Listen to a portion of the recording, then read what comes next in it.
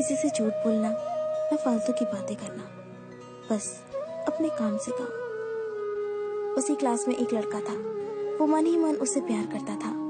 लड़का अक्सर उसके छोटे मोटे काम कर दिया करता था। बदले में जब लड़की मुस्कुराकर उसे थैंक यू कहती थी तो लड़के की खुशी की सीमा नहीं रहती थी। एक बार की बात है, दोनों लोग साथ साथ घर जा रहे थे। तभी जोरदार बारिश होने लगी।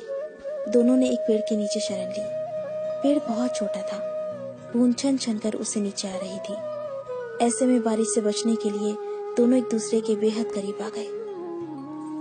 लड़की को इतने करीब पाकर लड़का अपने जज्बातों पर काबू न कर सका। उसने लड़की को प्रपोज कर दिया। लड़की भी मन ही मन चाहती थी उसे, इसलिए वो भी राजी हो गई और इस तरह दोनों का प्यार परवान चढ़ने लगा।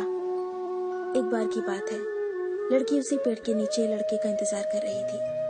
लड़का बहुत देर से आया। उसे देखकर लड़की नाराजगी से बोली, तुम इतनी देर से क्यों आए हो?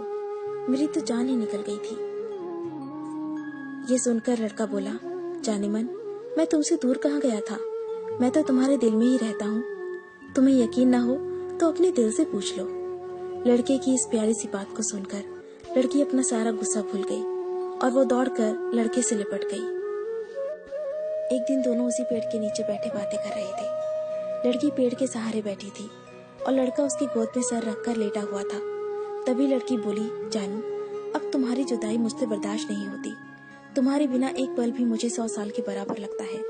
तुम मुझसे शादी कर लो, नहीं तो मैं मर जाऊंगी। लड़के ने झट से लड़की के मुंह पर अपना हाथ रख दिया और बोला, मेरी जान, ऐसी बातें मत किया करो। अगर तुम्हें कुछ हो गया तो मैं कैसे जिंदा रहूंगा? फिर वो कुछ सोचता हुआ बोला, तुम चिंता मत करो, मैं जल्दी अपने घर वालों से बात करूंगा। धीरे धीरे काफी समय बीत गया। एक दिन की बात है, दोनों उसी पेड़ के नीचे बैठे हुए थे। उस समय लड़के का चेहरा बिल्कुल उतरा हुआ था। लड़की ने पूछा तो वो रुहासा होकर बोला, जान, मैंने अपने घर वालों को बहुत समझाया, पर वो हमारी शादी के लिए तैयार ही नहीं है। उन्होंने मेरी शादी कहीं और तय कर दी है। ये सुनकर लड़की का कलेजा फट पड़ा। उसका मन हुआ कि वो जोर जोर से रोए, लेकिन उसने अपने जज्बात पर काबू पा लिया और बोली, मैं तुमसे सच्चा प्यार करती हूँ। मैं तुम्हें कभी भुला नहीं सकती। प्लीज मुझे माफ कर देना।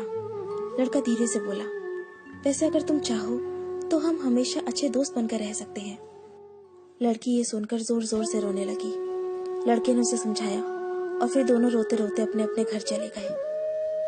देखते ही देखते लड़के की शादी का दिन आ गया। लड़के को यकीन था कि उसकी शादी में उसकी दोस्त जरूर आएगी, पर ऐसा हुआ नहीं। हाँ, लड़की का भेजा हुआ एक गिफ्ट बैग जरूर मिला। लड़के ने कांपते हाथों से उसे खोला और उसे देखते ही बेहोश हो गया। गिफ्ट बैग में और कुछ नहीं, खून से लथपथ लड़की का दिल रखा हुआ था और साथ ही में थी एक चिट्ठी जिसमें लिखा हुआ था, अरे पागल, अपना दिल तो ले जा, वरना अपनी पत्नी को क्या देगा।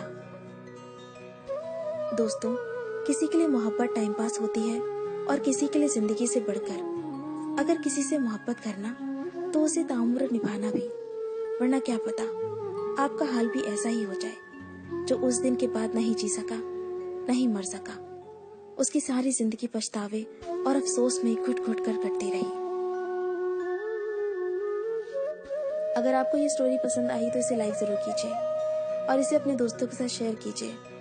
अगर आपको हमारा चैनल पसंद आए तो इसे सब्सक्राइब कर लीजिए। मैं आपको मिलती हूँ अपने अगले वीडियो में। तब तक के लिए अपना अपने लव्ड वंस का ध्यान रखिए। Bye, take care.